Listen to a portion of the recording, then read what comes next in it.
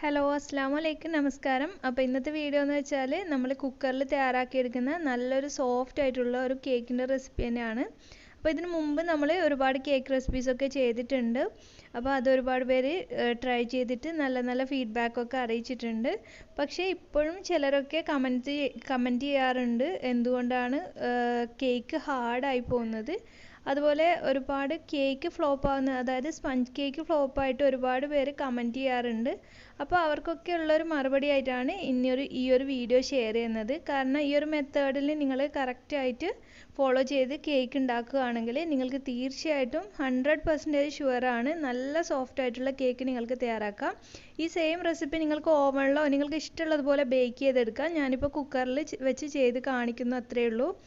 അപ്പോൾ നമുക്ക് ഞാൻ പറയുന്ന കാര്യങ്ങളൊക്കെ നിങ്ങളൊന്ന് ശ്രദ്ധിച്ച് വീഡിയോ ഒന്ന് മുഴുവനായിട്ട് കാണാം. കുറച്ചൊന്ന് ലെങ്തിയാണ്, പക്ഷേ ബിഗിനേഴ്സിനൊക്കെ ഒരുപാട് യൂസ്ഫുൾ ആകും.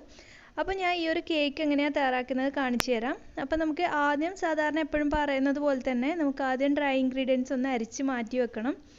അപ്പോൾ ബിഗിനേഴ്സ് ആയിട്ടുള്ളവരുണ്ടാവുമെന്ന് കരുതിയാണ് പറയുന്നത്. അപ്പോൾ നമ്മൾ ഇതുപോലെ വടിച്ചിട്ട് മുകൾ ഭാഗത്ത് ഈ ഒരു മെഷറിംഗ് കപ്പ് വെച്ച് നമ്മൾ ഒരിക്കലും മൈദയൊക്കെ കോരി എടുക്കരുത്.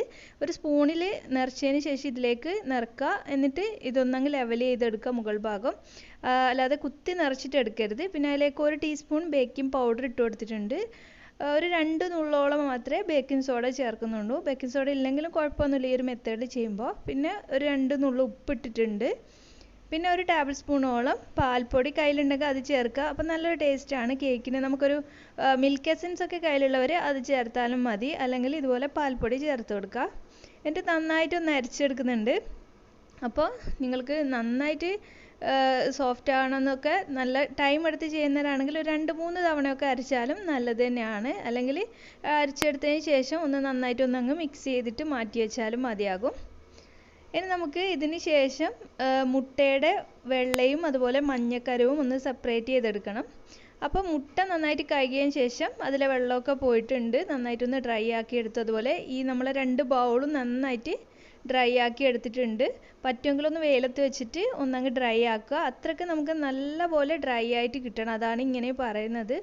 അപ്പോൾ ചെയ്യുന്നവർക്ക് ഇതൊക്കെ ബോറടിയായിട്ട് തോന്നുന്നുണ്ടാകും. അപ്പോൾ ഇതുവരെ സക്സസ് ആവാത്തവർക്ക് വേണ്ടിയിട്ട് മാത്രമാണ് ഇങ്ങനെ ഒരു വീഡിയോ ചെയ്യുന്നത്. അപ്പോൾ നമ്മൾ ക്ലിയർ ആയിട്ട് പറഞ്ഞു കൊടുക്കണമല്ലോ. അപ്പോൾ ഇതുപോലെ മുട്ട നമ്മളിങ്ങനെ പൊട്ടിച്ചിട്ട് എഗ് വൈറ്റ് സെപ്പറേറ്റ് ചെയ്യാനുള്ള ഒരു എളുപ്പമാർഗ്ഗമാണ് ഇങ്ങനെ. ഞാൻ മുഴുവനായിട്ട് പൊട്ടിച്ചിട്ട് ഒരു ബൗളിലേക്ക് എടുത്തതിന് ശേഷം മഞ്ഞ മാത്രം അതിൽ നിന്ന് മാറ്റി മറ്റേ ബൗളിൽ ഇടുകയാണ്. അപ്പോൾ ഇങ്ങനെ ഇടുമ്പോൾ നിങ്ങൾ വിചാരിക്കും പൊട്ടിപ്പോവില്ലെന്ന്. അതിനുള്ളൊരു ടിപ്പാണ് പറയുന്നത്. ഇത് നമ്മളൊരു 1 മിനിറ്റ് ഫ്രിഡ്ജിൽ വെക്കുക മുട്ട. പെട്ടെന്ന് ചെയ്യണമെങ്കിൽ ഫ്രീസറിൽ ഒരു കുറച്ച് സമയം ഒന്ന് ഫ്രീസറിൽ വെച്ചിട്ട് എടുക്കുക. അതിന് ശേഷം നമ്മളിങ്ങനെ പൊട്ടിച്ചെടുക്കുകയാണെങ്കിൽ അതിൽ മഞ്ഞക്കരി പൊട്ടാതെ നമുക്ക് കിട്ടും. പിന്നെ നമ്മുടെ കയ്യിലൊന്നും വെള്ളം ഉണ്ടാവാൻ പാടില്ലേ. ഒരു തുള്ളി വെള്ളം ഉണ്ടായാൽ നമുക്ക് ഈ ഒരു എഗ് വൈറ്റ് പതപ്പിക്കാനായിട്ട് കുറച്ച് ബുദ്ധിമുട്ടായിരിക്കും. അതുകൊണ്ട് കണ്ടില്ലേ, ഇതുപോലെ മഞ്ഞക്കര ഒന്ന് മറ്റേ ബൗളിലേക്ക് മാറ്റുകയാണ്. കുറച്ച് വലിയ ബൗളിൽ മഞ്ഞക്കര ഇടുക. എന്നിട്ട് എഗ് വൈറ്റ് മാത്രം ഈ ഒരു ചെറിയ ബൗളിലേക്ക് വെക്കുകയാണ്. അപ്പോൾ ഈ ഒരു മുട്ട വെള്ളയിലേക്ക് മഞ്ഞ ഒരിക്കലും പെടാൻ പാടില്ല. അപ്പോൾ മഞ്ഞയിൽ വെള്ളം ഇട്ടാൽ കുഴപ്പമില്ല. അപ്പോൾ നിങ്ങൾക്ക് ഇത് ബുദ്ധിമുട്ടാണെങ്കിൽ നിങ്ങൾ ഓരോന്ന് സെപ്പറേറ്റ് ചെറിയ ബൗളിൽ എടുത്തിട്ട് വലിയ ബൗളിലേക്ക് മാറ്റി വെച്ചാലും മതി. അപ്പോൾ ഇത്രയും ഡീറ്റെയിൽ ആയിട്ട് പറയുമ്പോൾ ചിലർക്കൊക്കെ ബോറിംഗ് ആയിരിക്കും. കാരണം കേക്കൊക്കെ പെർഫെക്റ്റ് ആകുന്നവർക്ക് ബോറിംഗ് തന്നെയായിരിക്കും. പക്ഷേ ഇതുവരെ ട്രൈ ചെയ്ത് സക്സസ് ആവാത്തവരാണ് നിങ്ങളെങ്കിൽ, അതല്ലെങ്കിൽ നിങ്ങളുടെ ഫ്രണ്ട്സൊക്കെ ഉണ്ടെങ്കിൽ ഈ ഒരു വീഡിയോ ഒന്ന് ഷെയർ ചെയ്ത് കൊടുക്കണേ. അതുപോലെ തന്നെ ഈ കുക്കറിൽ ബട്ടർ പേപ്പർ വിരിച്ചു കൊടുക്കാനായിട്ട് എൻ്റെ കയ്യിൽ ബട്ടർ പേപ്പർ ഇല്ലായിരുന്നു. അപ്പോൾ ഞാൻ ഇതുപോലെയാണ് ചെയ്യാറ്. കുറച്ച് ഓയിൽ കുക്കറിൽ ഒഴിച്ചു കൊടുത്തു. അതുപോലെ തന്നെ കറക്റ്റ് A4 ഷീറ്റ് അല്ലെങ്കിൽ നമ്മുടെ നോട്ട്ബുക്കിലുള്ള വരയില്ലാത്ത പേജ് ഉണ്ടല്ലോ, അതെടുത്താലും മതി. എൻ്റെ ആ കുക്കറിൻ്റെ വട്ടത്തിനനുസരിച്ച് ഇതുപോലെ ഒന്ന് വെട്ടിയെടുത്തു. എന്നിട്ട് ഓയിലൊന്ന് 2 സൈഡിലും അങ്ങ് അപ്ലൈ ചെയ്ത് കൊടുക്കുകയാണ്. അപ്പോൾ നമുക്കിത് ബട്ടർ പേപ്പർ പോലെ തന്നെ സെയിം എഫക്റ്റ് ആണ്. ബട്ടർ പേപ്പർ വാങ്ങിക്കേണ്ട ആവശ്യമൊന്നുമില്ല. നമുക്കിത് ബട്ടർ പേപ്പറായിട്ട് യൂസ് ചെയ്യാം. നിങ്ങൾ ഓവനിൽ വെക്കുകയാണെങ്കിൽ ശരി, അതുപോലെ കുക്കറിലാണെങ്കിൽ ഒന്നും കുഴപ്പമില്ല. അതുപോലെ നിങ്ങൾക്ക് സോസ് പാനിൽ വേണമെങ്കിലൊക്കെ ഈ ഒരു കേക്ക് തയ്യാറാക്കി എടുക്കാം. അപ്പോൾ നിങ്ങളുടെ താല്പര്യം എങ്ങനെയാണോ അങ്ങനെ ചെയ്യാം. അതുപോലെ ഉപ്പിട്ടിട്ട് നമ്മൾ ബേക്ക് ചെയ്യുന്ന വീഡിയോസൊക്കെ മുന്നേ അപ്ലോഡ് ചെയ്തിട്ടുണ്ട്. അപ്പോൾ ഇതിന് കണക്കായിട്ടാണ് ഞാൻ വട്ടത്തിൽ വെട്ടിയിരുന്നത്. അപ്പോൾ കുക്കറിൽ ഒന്ന് നന്നായിട്ടൊന്ന്, ഒരുപാട് ഓയിലൊന്നും ചേർക്കണ്ട, ജസ്റ്റ് ഒന്ന് നമ്മുടെ കയ്യിലുണ്ടാവുമല്ലോ ഓയിൽ, അതൊന്ന് തേച്ച് കൊടുത്തിട്ട് കുക്കറിൻ്റെ അടിവശത്തേക്ക് ഇങ്ങനെ വിരിച്ചു കൊടുക്കുക. അപ്പോൾ കുക്കർ ഇവിടെ റെഡിയായി. ഇനി നമുക്ക് ഇതൊരു സൈഡിലേക്ക് മാറ്റി വെക്കാം. ഇനി നമുക്ക് മുട്ടയുടെ വെള്ള ഒന്നങ്ങ് പതപ്പിച്ചെടുക്കാം. മുട്ട കുറച്ച് തണുപ്പുള്ളതുകൊണ്ടാണ് ഞാൻ കുറച്ച് സമയം ഒന്ന് മാറ്റി വെച്ചത്. ഇനി നമുക്ക് ഇതേ സമയം ഞാൻ 1/4 കപ്പ് പഞ്ചസാര പൊടിച്ചെടുത്തിട്ട് ഈ ഒരു മുട്ട വെള്ളയിലേക്ക് കുറച്ച് ഇത് ചേർത്ത് കൊടുക്കണം. 1/4 കപ്പ് പഞ്ചസാര എന്ന് പറയുമ്പോൾ നമ്മൾ പൊടിച്ച് വരുമ്പോഴത്തേക്കും 1 കപ്പ് ഉണ്ടാവേ. നമുക്ക് ഈ ഒരു മുട്ടയുടെ വെള്ള നന്നായിട്ടൊന്ന് പതപ്പിച്ചെടുക്കുക. അപ്പോൾ ആദ്യം ഒന്ന് ലോ ഫ്ലെയിമിലിടുക, പിന്നെ നമുക്ക് ഏറ്റവും ഹൈ സ്പീഡിലിട്ടിട്ട് ചെയ്തെടുത്താൽ മതി. അപ്പോൾ ഇത് ചിലരൊക്കെ ചോദിക്കാറുണ്ട് കമൻറ്റ് ബോക്സിൽ, ഞാൻ ഇതിന് മുമ്പ് ഒരു അമൃതം പൊടിയുടെ കേക്ക് ചെയ്തിരുന്നല്ലോ, അതിൽ ചോദിക്കാറുണ്ട് നിങ്ങൾക്ക് ഇത് ഫോർക്ക് വെച്ചിട്ട് വിസ്ക് വെച്ചിട്ടൊക്കെ ചെയ്തുകൂടെ, ഇതുപോലെ ഫ്ലഫി ആവില്ലേ എന്നൊക്കെ. അപ്പോൾ അത് നമുക്ക് ഒരുപാട് ടൈം എടുക്കും. നമുക്ക് വിസ്കൊക്കെ വെച്ചിട്ട് ചെയ്യാം, പക്ഷേ അത് എനിക്ക് തോന്നുന്നു ഒരുപാട് നേരം ട്രൈ ചെയ്താൽ മാത്രമേ കിട്ടൂ. അപ്പോൾ ബീറ്ററൊക്കെ ഉണ്ടെങ്കിൽ നമുക്ക് പെട്ടെന്ന് ചെയ്തെടുക്കാനായിട്ട് പറ്റും. അപ്പോൾ ബീറ്റർ ഇല്ലാത്തവർ ഞാൻ മിക്സിയിൽ ചെയ്യുന്ന മുന്നേ അപ്ലോഡ് ചെയ്തിട്ടുണ്ട്, അതൊന്ന് കണ്ടു നോക്കിയാൽ മതി. അപ്പോൾ ഇത് കണ്ടില്ലേ, നല്ല ഇതുപോലെ പതഞ്ഞ് വരും. നമുക്ക് ഈ ഒരു ബൗൾ കമഴ്ത്തിയാലും കുഴപ്പമൊന്നുമില്ല. അതിലേക്ക് ഞാൻ 2 ടേബിൾ സ്പൂൺ പഞ്ചസാര കൂടി ചേർത്തിട്ടാണ് അടിച്ചെടുത്തിട്ടുള്ളത്. ഇനി നമുക്ക് മുട്ടയുടെ മഞ്ഞയിലേക്ക് കുറച്ച് വാനില എസൻസ് ചേർത്ത് കൊടുക്കുന്നുണ്ട്. അപ്പോൾ 1 ടീസ്പൂണോളം വാനില എസൻസ് ചേർത്ത് കൊടുക്കുക. അപ്പോൾ വാനില എസൻസും ഫ്രിഡ്ജിൽ നിന്ന് എടുത്തിട്ട് തണുപ്പൊക്കെ മാറിയതിന് ശേഷമാണ് ഉപയോഗിക്കേണ്ടത്. എന്നിട്ട് ഈ മുട്ടയുടെ മഞ്ഞ ഒന്നങ്ങ് ബീറ്റ് ചെയ്തെടുക്കാം. ഈ മഞ്ഞ ബീറ്റ് ചെയ്യുന്ന സമയത്ത് നമ്മൾ നേരത്തെ പഞ്ചസാര പൊടിച്ച് വെച്ചിരുന്നല്ലോ, അതിൽ നമ്മൾ 2-3 ടേബിൾ സ്പൂണാണ് മുട്ടയുടെ വെള്ളയിലേക്ക് ചേർത്തത്. ബാക്കിയുള്ള പഞ്ചസാര ഈ മുട്ടയുടെ മഞ്ഞയിലേക്കാണ് ചേർത്ത് കൊടുക്കുന്നത്. എന്നിട്ട് നന്നായിട്ടൊന്ന് ബീറ്റ് ചെയ്തെടുക്കുക.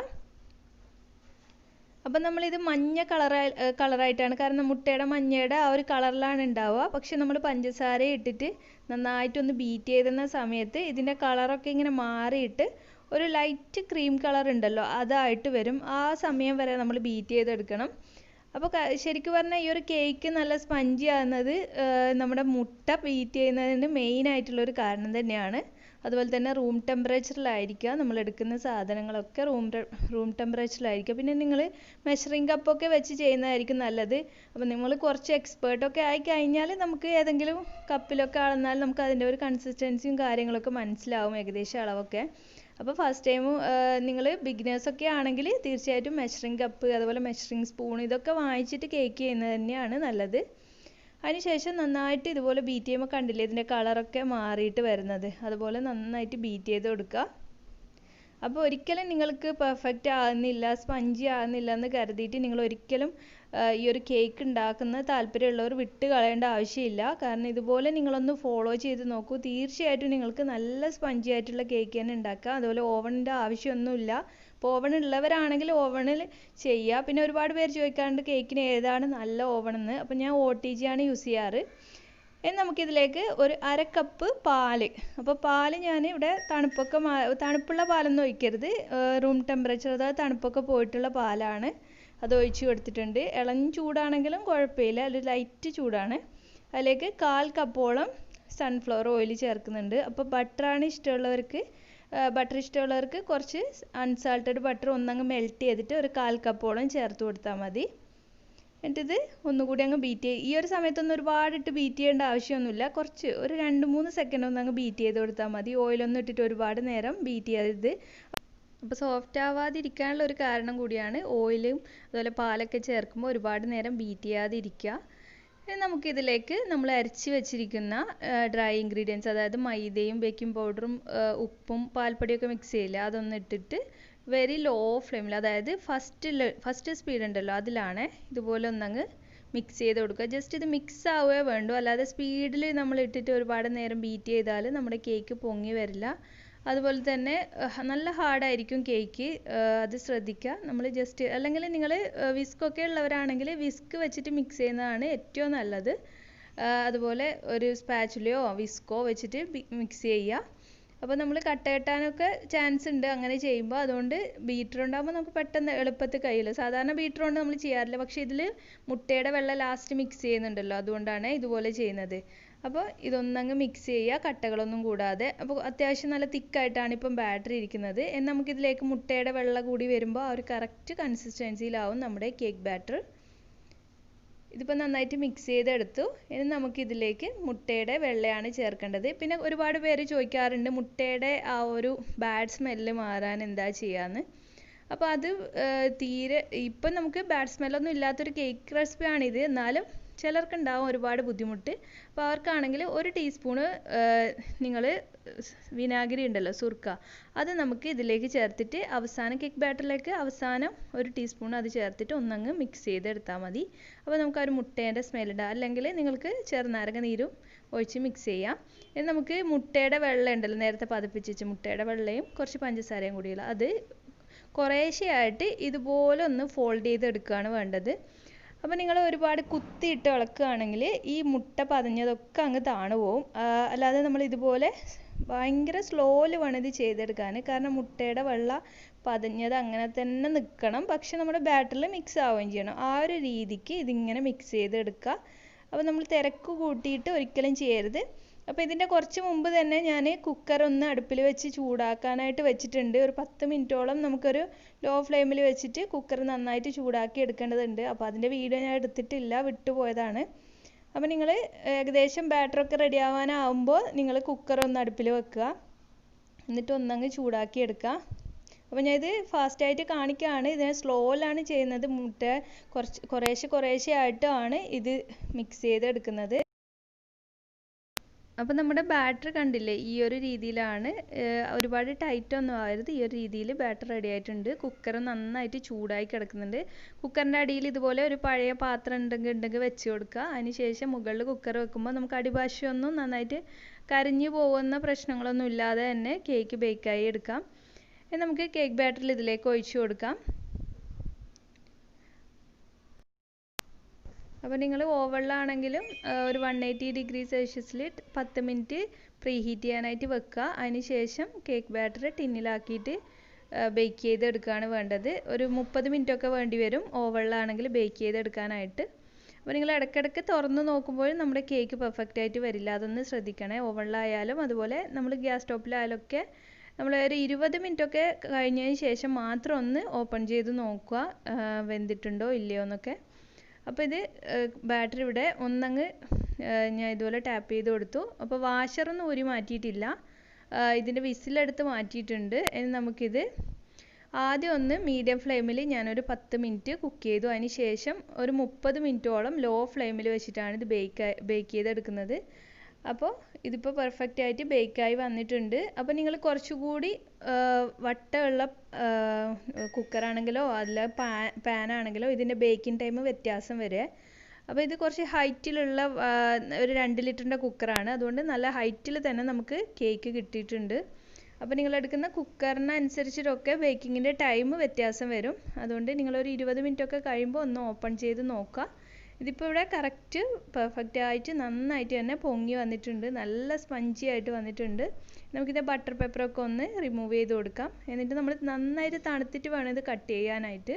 അല്ലെങ്കിൽ നമ്മുടെ ബേക്കിംഗ് പൗഡറിൻ്റെ ബേക്കിംഗ് സോഡയൊക്കെ ഒരു കുത്തലായിരിക്കും മുന്നിൽ നിൽക്കുക നമ്മുടെ കേക്കിന്. അപ്പോൾ നമുക്ക് ടീ കേക്കായിട്ടൊക്കെ കഴിക്കാനും നല്ലൊരു ടേസ്റ്റ് തന്നെയാണ്. അപ്പോൾ നമ്മുടെ സ്പോഞ്ചി ആയിട്ടുള്ള കേക്ക് റെഡി ആയിട്ടുണ്ട്. അപ്പോൾ ഇതുവരെ സക്സസ് ആവാത്തവർ തീർച്ചയായിട്ടും ഇതുപോലെ ഒന്ന് ചെയ്ത് നോക്കുക, എന്നിട്ട് നിങ്ങൾ കമൻറ്റ് ചെയ്യുക. അതുപോലെ തന്നെ ഞാൻ ഇതിൽ എന്തെങ്കിലും വിട്ടുപോയിട്ടുണ്ട്, നിങ്ങളുടെ ഡൗട്ട്സ് എന്തെങ്കിലും വിട്ടുപോയിട്ടുണ്ടെങ്കിൽ നിങ്ങളൊന്ന് കമൻറ്റ് ബോക്സിൽ അറിയിക്കുക. പിന്നെ നിങ്ങൾ ഇതുപോലെ ട്രൈ ചെയ്തിട്ട് അതിൻ്റെ ഫീഡ്ബാക്കും അറിയിക്കാൻ മറക്കല്ലേ. പിന്നെ നിങ്ങൾ ഫ്രണ്ട്സിനും ഫാമിലിക്കൊക്കെ ഷെയർ ചെയ്ത് കൊടുക്കുക. അപ്പോൾ കേക്ക് ഉണ്ടാക്കാനായിട്ട് താല്പര്യമുള്ളവർക്കൊക്കെ ഇതൊന്ന് ഷെയർ ചെയ്ത് കൊടുക്കുക. പിന്നെ ഇതുവരെ സബ്സ്ക്രൈബ് ചെയ്യാതെ വീഡിയോ കാണുന്നവരാണെങ്കിൽ നിങ്ങൾക്ക് എൻ്റെ റെസിപ്പീസ് ഇഷ്ടമാവുകയാണെങ്കിൽ ഒന്ന് സബ്സ്ക്രൈബ് ചെയ്ത് സപ്പോർട്ട് ചെയ്യണേ. വീഡിയോൻ്റെ താഴെ ഇതുപോലെ ചുവന്ന സബ്സ്ക്രൈബ് എന്ന് എഴുതിയത് കാണാം, അതൊന്ന് ക്ലിക്ക് ചെയ്യുക. അപ്പോൾ ഒരു കുഞ്ഞു ബെല്ലിൻ്റെ പടം വരും, അതിൽ 3 ഓപ്ഷൻസ് കാണാം. അതിന് മുകളിലുള്ള ഓൾ എന്ന ഓപ്ഷൻ ഒന്ന് ക്ലിക്ക് ചെയ്യുകയാണെങ്കിൽ ഞാൻ അപ്ലോഡ് ചെയ്യുന്ന എല്ലാ വീഡിയോസും മുടങ്ങാതെ കാണാൻ കഴിയും. അപ്പം നമുക്ക് ഇതൊന്ന് കട്ട് ചെയ്ത് നോക്കാം. അപ്പോൾ നല്ല സോഫ്റ്റ് ആയിട്ടാണ് ഇരിക്കുന്നത്, നിങ്ങൾക്ക് കാണുമ്പോൾ തന്നെ മനസ്സിലാകുന്നുണ്ടാവും. നല്ല സ്പോഞ്ചി ആയിട്ടാണ് ഇരിക്കുന്നത്. അപ്പോൾ നമുക്കിത് 1 kgയുടെ കേക്ക് ഐസിങ് ചെയ്ത് എടുക്കുമ്പോഴത്തേക്ക് ഒരു 1 kg കേക്കൊക്കെ ഉണ്ടാവും, ബർത്ത്ഡേ കേക്കൊക്കെ ചെയ്യുക. അതുപോലെ നിങ്ങൾക്ക് സാധാരണ ടീ കേക്കായിട്ട് യൂസ് ചെയ്യാനാണ് താല്പര്യമെങ്കിൽ അങ്ങനെ വേണമെങ്കിലും നിങ്ങൾക്ക് കഴിക്കാം. അപ്പോൾ നല്ലൊരു ടേസ്റ്റി ആയിട്ടുള്ള കേക്ക് തന്നെയാണ്. അപ്പോൾ എല്ലാവരും ഒന്ന് ട്രൈ ചെയ്ത് നോക്കുക. ട്രൈ ചെയ്ത ശേഷം ഫീഡ്ബാക്ക് ഒക്കെ അറിയിക്കുക. അപ്പോൾ ഇനി മറ്റൊരു നല്ല വീഡിയോ ആയിട്ട് വരുമ്പോഴേക്കും താങ്ക് യു.